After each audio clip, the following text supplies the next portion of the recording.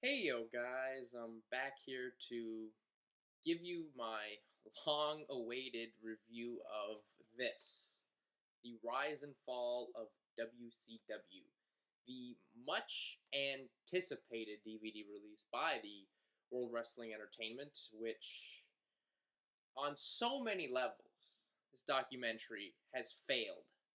It's not even funny how many holes there are in this documentary. I mean, first of all, the documentary is way too short, um, which I don't understand. Um, the a lot of the content very misleading, and overall, it's just a puff piece. Basically, it's just whatever we'll put out a DVD called The Rise and Fall of WCW. We'll get a bunch of older fans who aren't watching anymore will get word through the wire about this. They'll pick it up, and they'll just pick it up and be like, hey, we're getting money for this, not realizing that. I mean, they probably do realize, but they don't really care. I mean, if you've noticed that, a lot of their DVDs have gone downhill ever since they've made a change in people who actually produce these things. A lot of the quality that they used to go into a WWE DVD or documentary, at least, downhill a lot. Um, First of all, misleading stuff is right here on the cover. If you look at the cover, who the hell is on the front of it? It's Hogan, Hall, Nash, Bischoff. Now, Bischoff, I can understand being on here because without Bischoff, WCW wouldn't have got to the heights. But NW fucking O, while they do belong on here, don't need to be super big like they were fucking the company. Ric Flair and Dusty Rhodes are right here. They are the centerpiece of WCW throughout the entire history, and they're just left right up there in the corner. Like, they were important, but they weren't that important. When in reality, without Dusty Rhodes or Ric Flair, Jim Crockett Promotions, or hell, even WCW in the beginning of the 1990s wouldn't have been around, in terms of, fan interest on screen wise. So I think that right there is a travesty. Um, so put that down now. Of course, the documentary, it starts out with them talking about Jim Crockett Sr. and how he was, a promoter of many sorts that, the state of Carolina, North Carolina, I should say, wanted to have wrestling, but they don't. In order to have someone run the athletic commission, I guess they needed someone from the state of North Carolina, so they got him to do it, and he was a pretty successful promoter. I mean, he promoted not only just wrestling, but boxing and the Globetrotter events and circuses, which a lot of those promoters did when actually wrestling, because around some of those points in times, a lot of the wrestlers there would actually be an off season. I know, shocking. And those guys would go play football or something else. So they needed some form for them to make money. So boxing, the circus, Harlem Globetrotters, whatever, anything that you could, carny people into. So that's what they go into. But then after that, like 25 minutes into the DVD, the bullshit begins. It's not even funny how easy they get at you in this bullshit. Okay, they start off with Jim Crockett going, yeah, I was the first one considering doing pay-per-view and closed circuit. No, you were not. First of all, closed circuit was a concept originally done by Vince McMahon Sr. back in the WWF in the New York areas. You see, Vince McMahon Sr. had his big shows in the summer, which are no longer a thing in wrestling, really. Maybe, well, SummerSlam. But anyway, so I'm getting off track here. So he realized the fact that, look, I have these big shows. At the Showdown at Shea shows was where they always were. There were three of them. The third one's the most known one with San Martino versus Zbyszko. So he realized that, look, I can probably fill up Shea Stadium and all, but I'm sure a lot of people would also like to see this. And I'm excluding that. I'm excluding a lot of money here. So he set up a closed circuit thing, for only one location or a couple locations in the state of New York, and brought that money in. The third one was the most successful, with, of course, Zbyszko versus San Martino in a cage match, Hulk Hogan versus Andre the Giant, and the WWF Tag Team titles on the line as the Wild Samoans took on Pedro Morales and Bob Backlund, who was also the WWF Champion.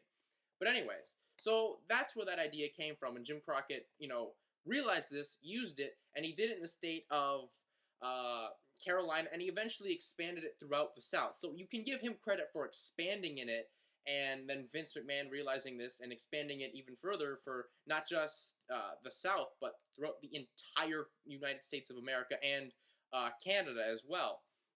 So right there, there's just a bit of a flaw right there. When they get to Black Saturday and the fact that Vince McMahon's now on WTBS, boy, did they freaking botch this. It wasn't even funny how badly they botched it. They basically bring the explanation of, see, Vince wanted to have this 1-2 punch with USA and TBS, and that he gave Ted Turner $1 million to get off the air, and Ted Turner said, Jim Crockett, you're off my television station. Not even close. Basically, this is what happened.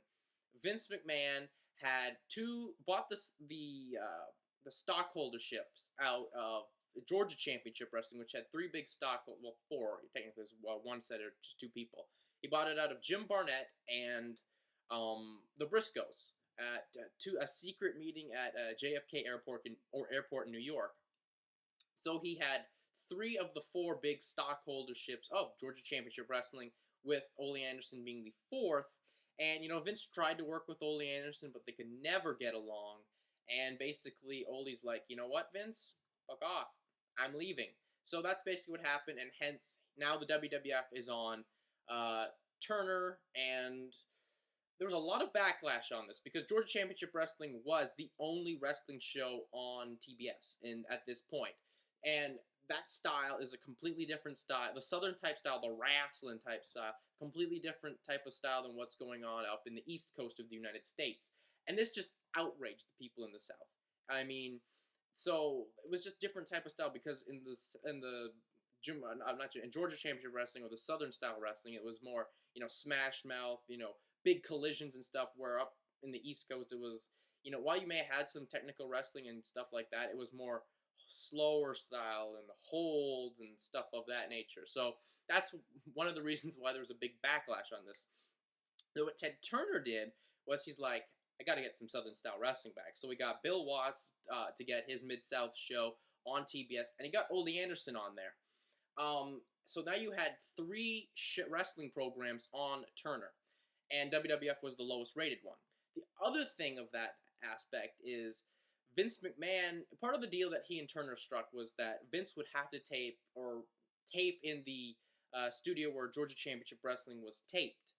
And Vince was not a fan of this. He did not like this at all. So he kept sending in old tapes from shows from the East Coast, shows from around the New York area or the Philadelphia area, and just sending them in. And Ted did not like this. I mean, only one match, in my opinion, was... Actually, I believe only one match was ever done in those studios, and that was a King Kong Bundy handicap squash. And so this led to, there's so much backlash to this, and Jim Crockett was like, look, I can see that Vince, Jim Crockett's like, Vince, I will buy your time slot. And Vince is like, okay, I'll want to leave, so I may as well get some coin from this. So Jim Crockett paid Vince McMahon $1 million to take that time slot. And, David Crockett kind of mentions this. He says, we help bankroll WrestleMania, because Vince is like, okay, I'm giving my time slot up. Like, it's like the last week before, one of the weeks before WrestleMania 1 anyway, so sure, what the hell? And that's why Crockett got on there, and, they made it just perceive that, Crockett was the one that got kicked off, when no, not at all. Crockett was a whole different entity from Georgia Championship Wrestling. They talk about Georgia Championship Wrestling, but they really don't explain how important it was in the South. Because at this point in time, the Carolinas really did not have a sporting franchise. Like, now they have, a team in the NFL. They have the Panthers in the NFL, the Hurricanes in the NHL, and I believe that's about it. They have the Bobcats, and they had, before the Hornets even.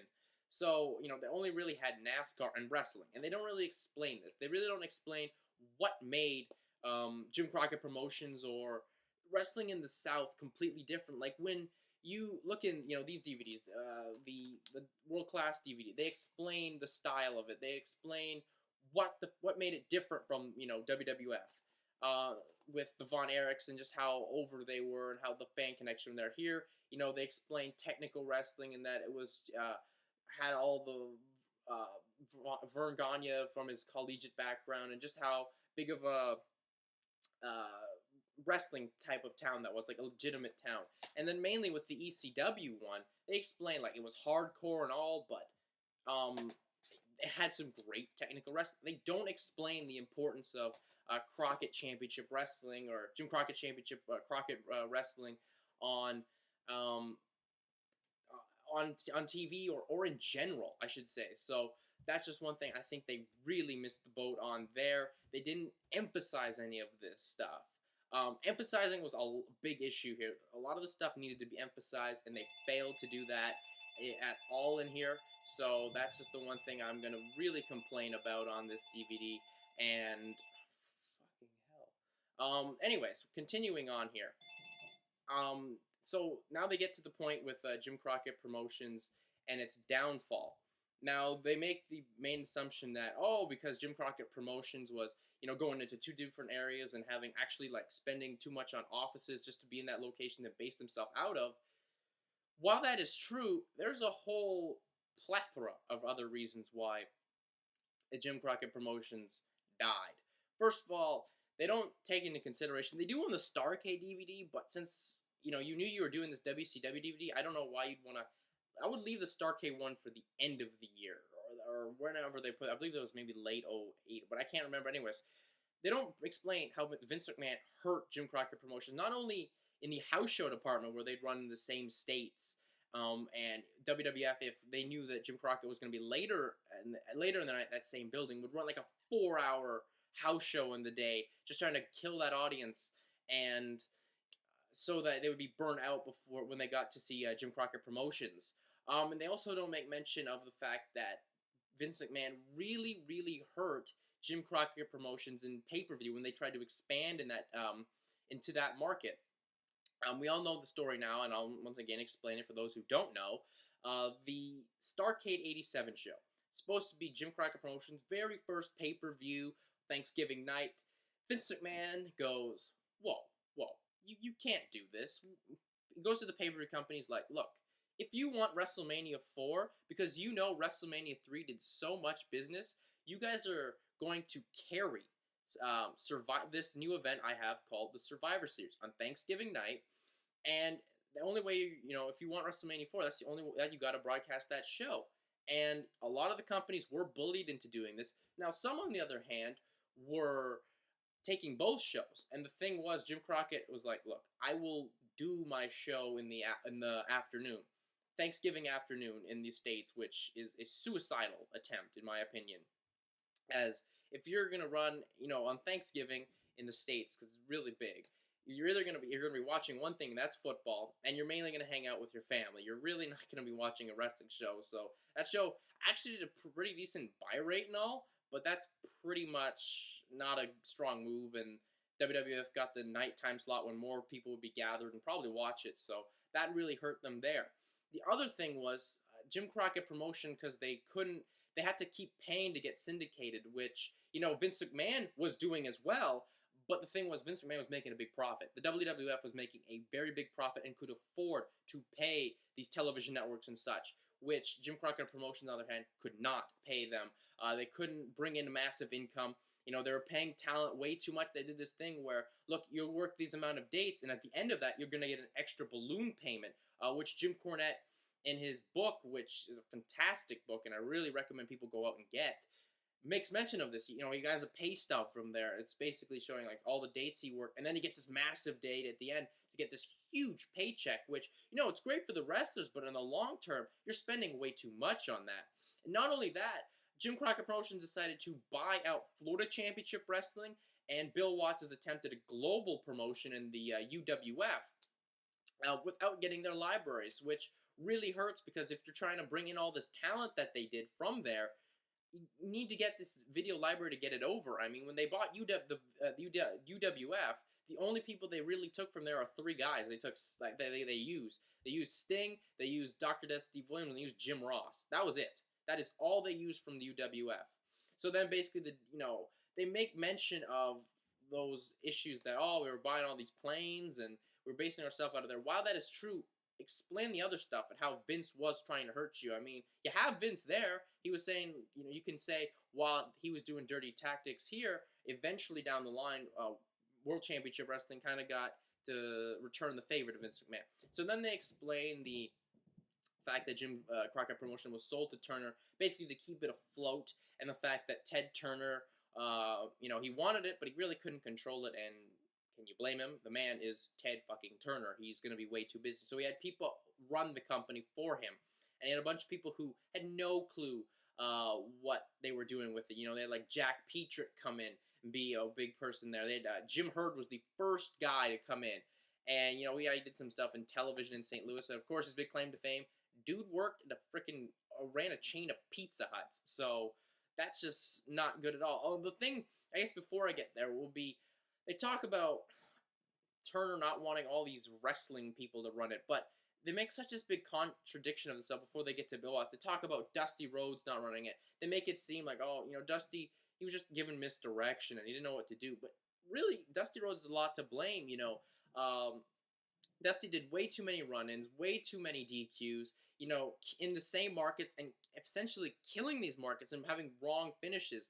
I can't remember which show it was, but I know for sure, the Road Warriors versus Arn Anderson and Tully Blanchard. And I think it was a DQ, and the Blanchard and Anderson retained, thus killing, and this show was in Chicago, thus killing the Chicago market as a Crockett Promotion town, and then from that point on, it became a big WWF town.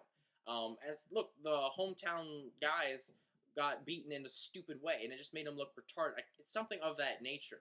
So, they don't take enough shots at Dusty. I mean, Dusty could be there to defend himself. I mean, just because you work for WWE don't mean you can't take shots at someone. That's just absolutely unfair.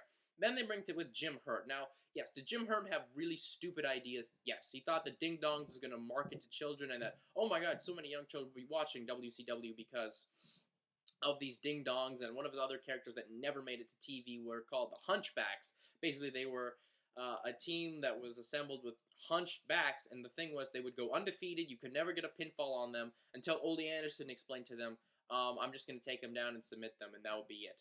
So they never explained that.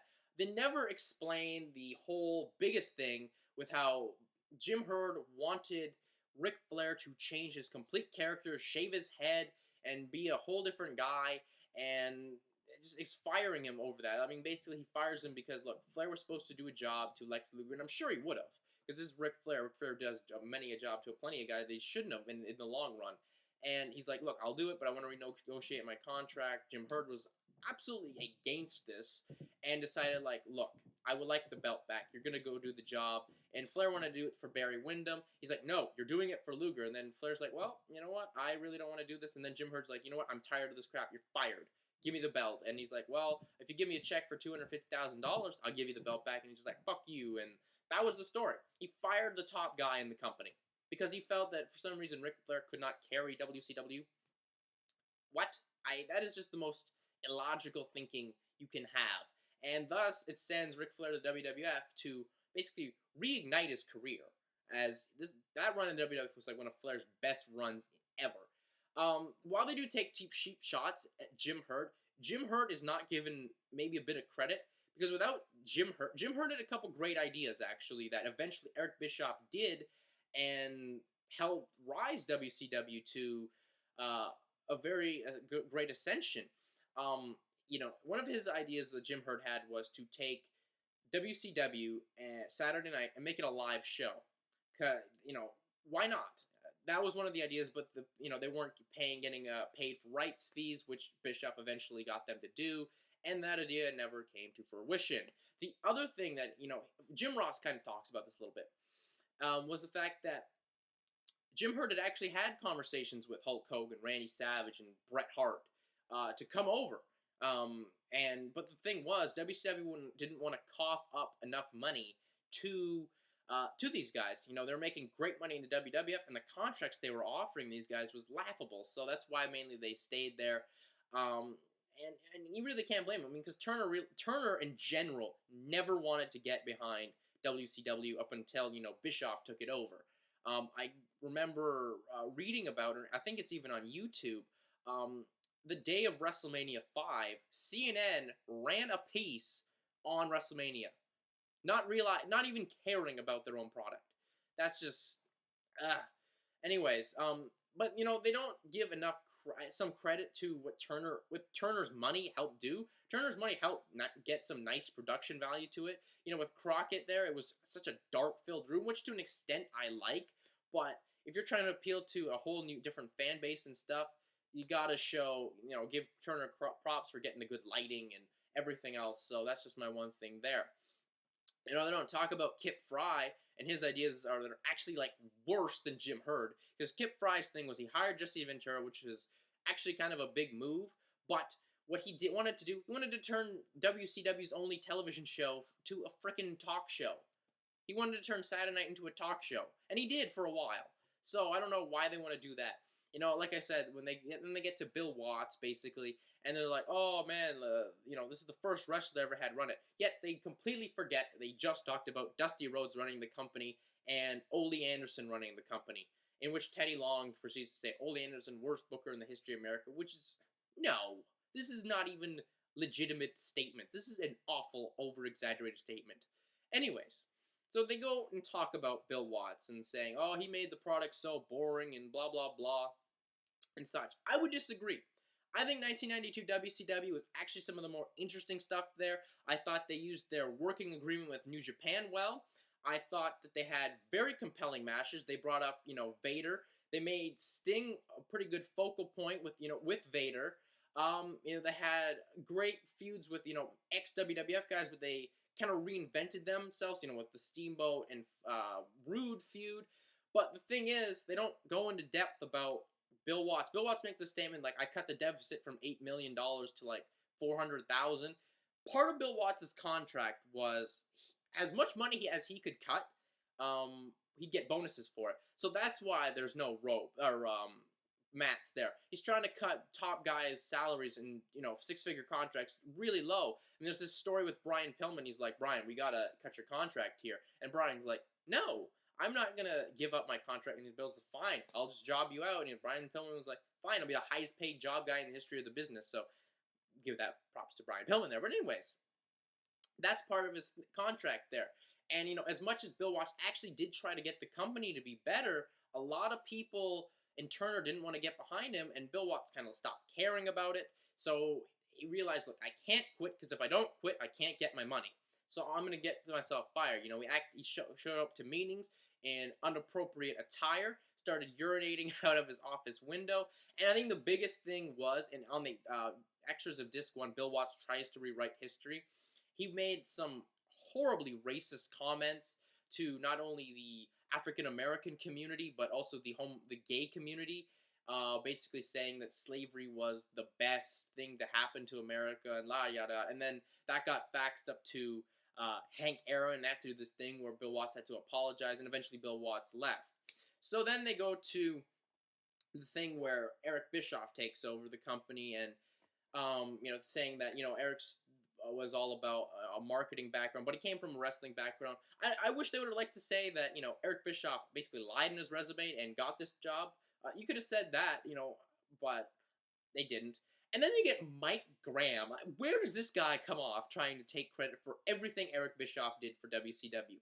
Yes, was Mike Graham with this company, WCW? Yeah, but he was in and out. So I can't believe he's trying to take credit for the fact that Eric Bischoff was the one that made negotiations with Disney MGM, was the one that got Hulk Hogan to sign with WCW, and just all these things that he's trying to do, running more pay-per-views. That was an Eric Bischoff move to run more pay-per-views. Where does this Mike Graham get off trying to take credit for everything that Eric Bischoff did?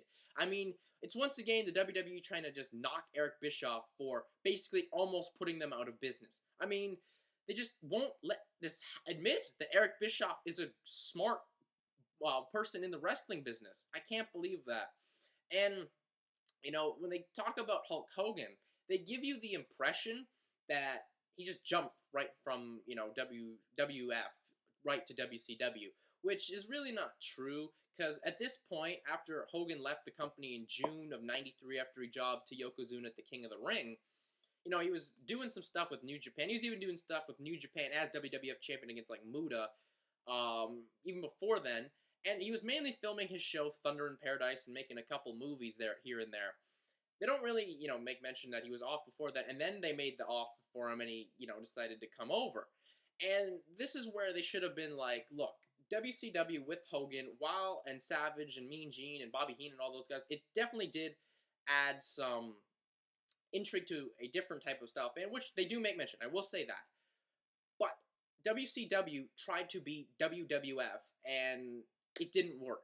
WCW, from every single point on, they were the better wrestling. They tried to be, kind of comedy and stupidish, but with the Bill Watts era, he completely rechanged that again to the old days of the Crockett, so there were real wrestling, real athleticism. And with Hogan, they just tried to be the same thing. They tried to be too goofy, too much kiddie stuff, and they still had some great wrestling and all, but just with Hogan and Savage and all these other guys, they tried to be that, and they just thought, let's take advantage of this since the WWF's image may be hurt because of the steroid trial and what have you. And it didn't really work. It got old after a while. I mean, it was cool for maybe about 2 or 3 months, but after a while, no one got into Hogan. It was just blah. So then we continue over to the startup of Nitro, basically, where Eric restates the story. Ted Turner's like, how can we be competitive with the WWF? And Eric's like, oh, give me prime time. And they're like, sure, prime time, TNT. Now, the thing I would have liked for them to make mention is how smart Eric Bischoff was to realize when to start WCW Monday Nitro. The very first episode of Nitro, I believe, was September the 4th, 1995, and WWF was preempted due to the U.S. Open. That was smart, because he knew that there's a wrestling audience that likes to watch wrestling on Mondays. You have a show now on cable, and it's just a new variety form from there. And, they don't give WCW enough credit that while they went to head-to-head, sure, they traded ratings, but, WCW proved itself, and a lot of people thought that this Nitro show was a completely dumb idea. As, why would you go head-to-head with the #1 company in the world? So many people in the business thought this would be a fail. And they don't give Bischoff enough credit for how he was able to hook an audience with, going that preemption way, and then having Luger debut, which was a real turning point. It's like, oh yeah, I gotta continue to watch this show, because no one knew about this. Like, it's made mention in the Monday Night War DVD. It's like he worked the house show on the Sunday, and by the Monday it was over. So no internet site or dirt sheet or hotline had this story. So he just showed up and it was like, wow, maybe we should stay tuned to this Nitro thing. And then, Nitro takes off, really, and the thing I'm disappointed with, because 95 through 97, basically towards the end of the company, WCW was having some of the best wrestling in the world. And part of it was because they had these strong working agreements with New Japan Pro Wrestling and AAA.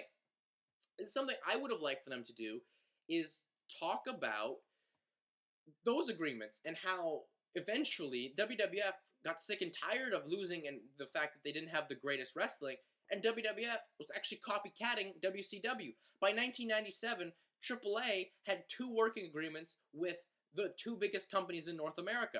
They had AAA Conan basically sent all of the best guys from AAA up to WCW, and Vince McMahon was like, I'm just going to do the same thing. And so he went and contacted AAA, and they got the likes of Cibernetico, Heavy Metal, Hio Paraguayo himself, Connect, Perra, etc. So some of those, and they got the minis, which was a thing that they got differentially, but they don't explain that. They don't explain that the New Japan agreement and how great that was, how that made a fan who's, a tape trader fan could actually watch, these Lucha Libres or these Puro matches on WCW TV without having to just bringing a whole new fan base or even getting fans interested into that. They don't explain this.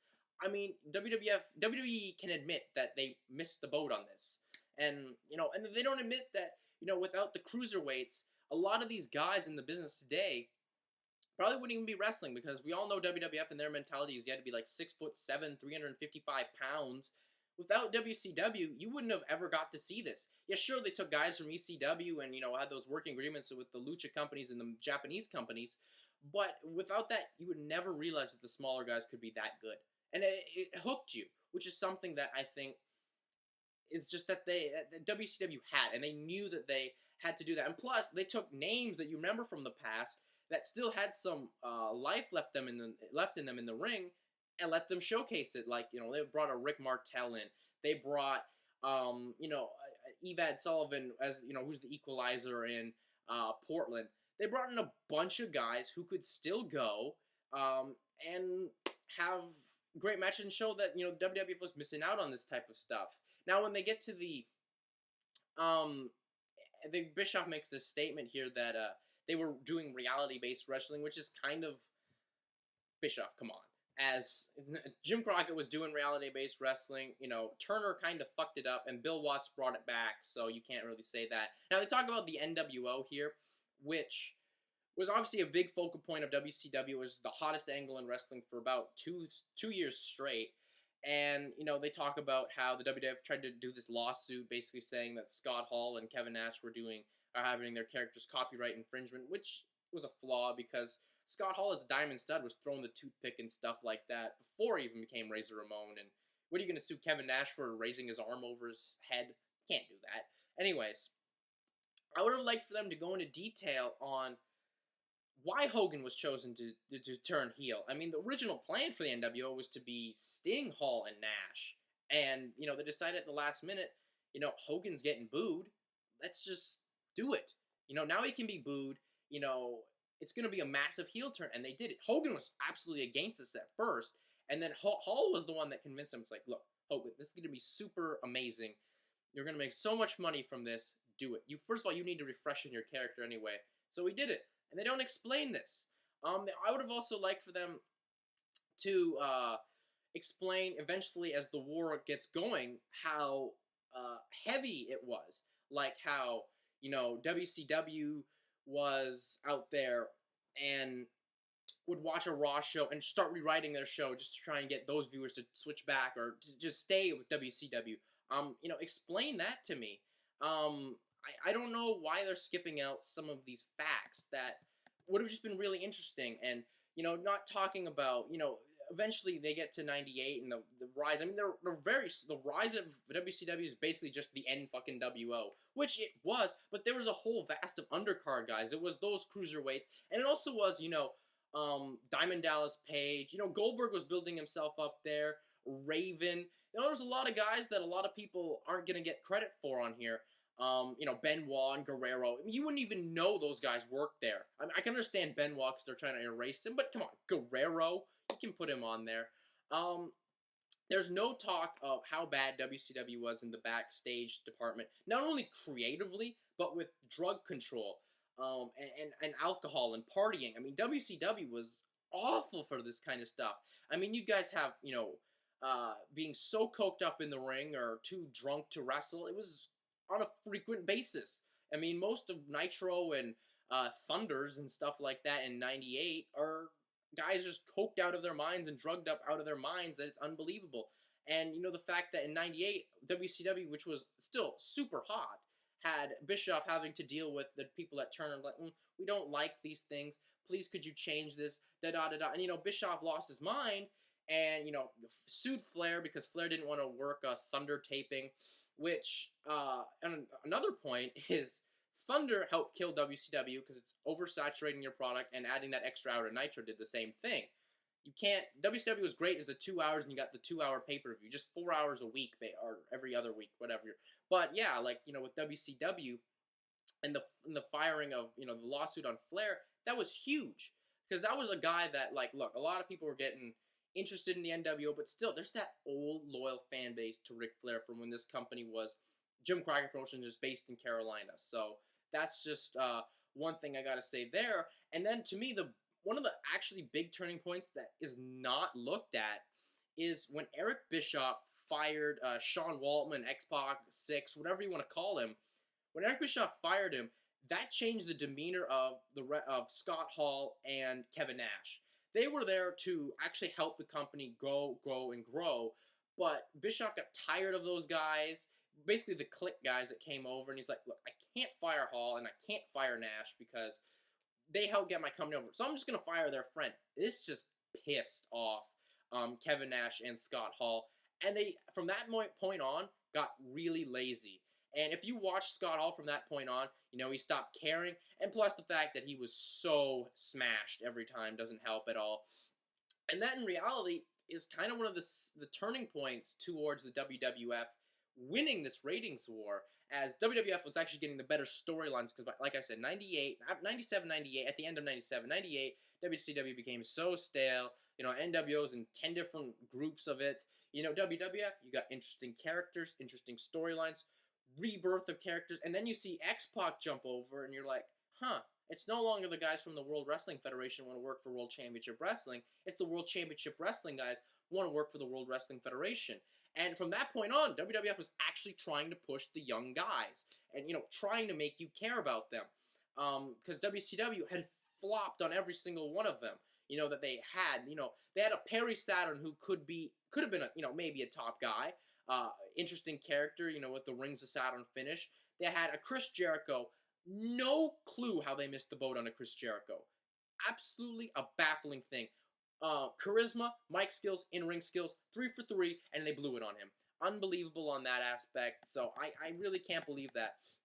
But then, like I said, with the fall of WCW, they tried to pass it off as it was Halloween Havoc 98 and the cable running out. And while that was bad, to me, Starrcade 97 is the show where that's it for WCW. You can see the nose really start to plummet as, not just mentioning Hulk Hogan and Sting, where, it was the most talked about storyline. It was actually the most interesting storyline, really, in wrestling up to that point.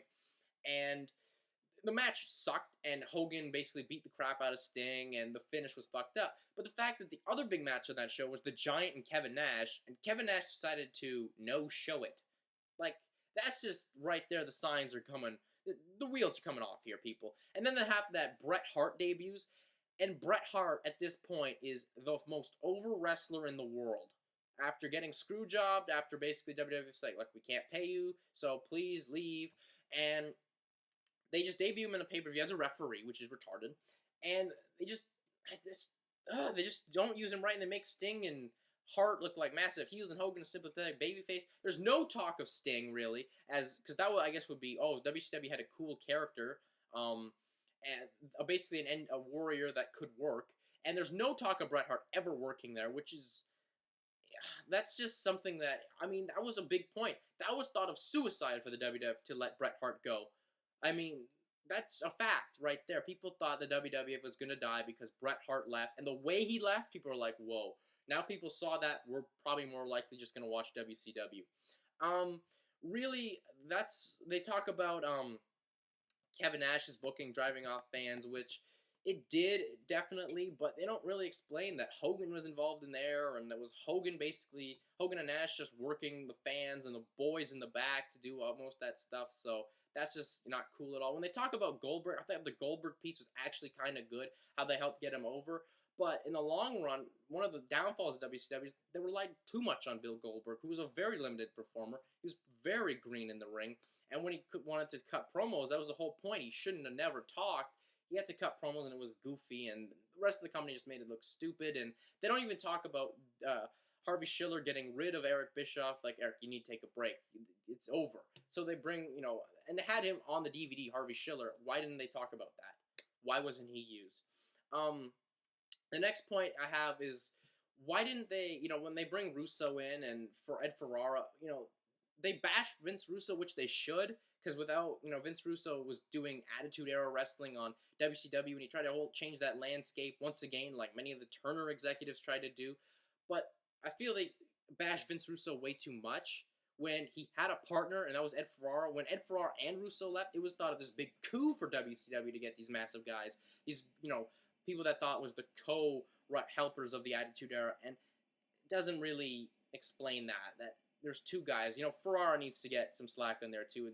Vince Russo's handling the whole load then, and the fact that Russo was out there, and Russo and Ferrara were out there, doing Attitude Era Wrestling and changing certain guys' gimmicks just for no reason, and doing things that had no build-up or at all, like shaving Flair's head or whatever, and just not cool at all. And just how they did that hardcore wrestling stuff, they just brought it in just because, oh, fuck, everyone's doing tear shots, so what the fuck, let's do it. Let's just change the whole landscape again. When they talk about the whole Hogan and DDP and Hogan and Malone stuff, the celebrity stuff, I love how they make mention Oh man, it was just those two guys, and they never make mention that Rodman had a match before against Luger and the Giant with Hogan as his partner, and he actually did really great. And I love how they never mentioned that WWF when they had celebrities in the ring. Has the WWF ever seen, WrestleMania 1 where they had Mr. T in the ring, which was one of the big drawing points of that card? Come on, that's just pretty bad on my part. And they just never explained that how the company to the younger guys just treated them like crap. It took the mystique away from the luchadors.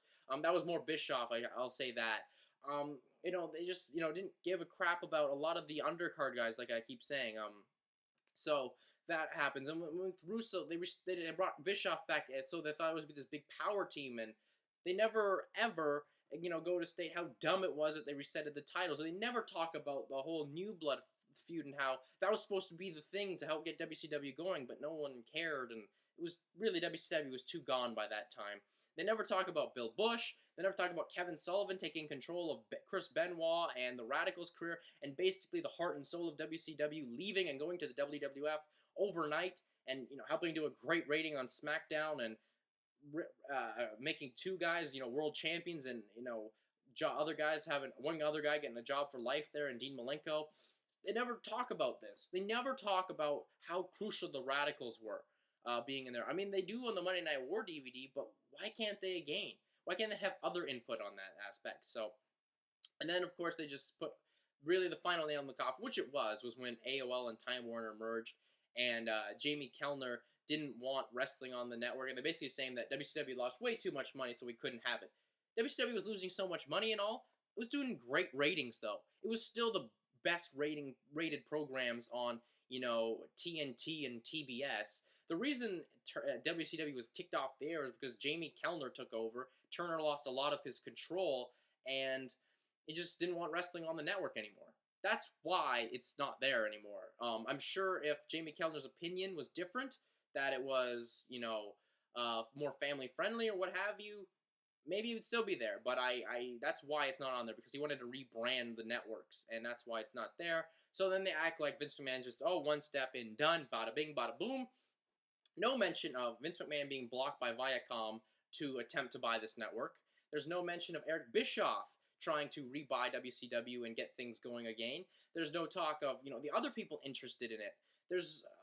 Inoki was a potential buyer in this company, so that's just something I don't understand there.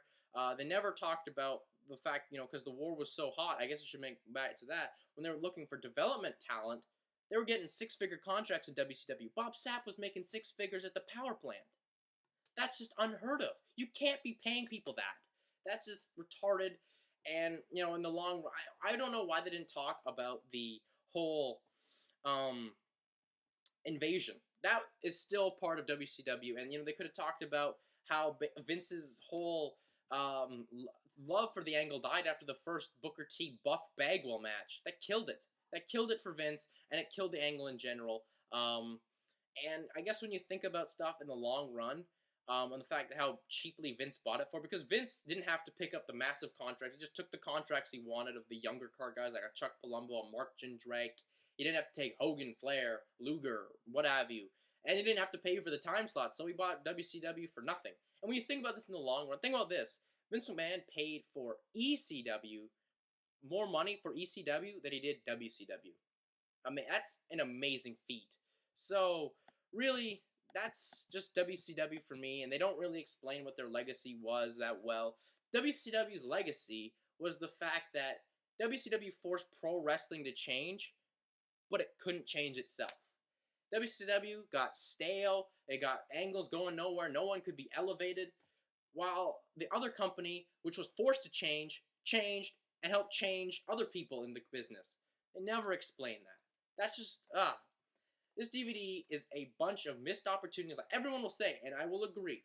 I don't understand how you can put this DVD, okay, which you put out as on the same day as one of your Divas talent search DVDs.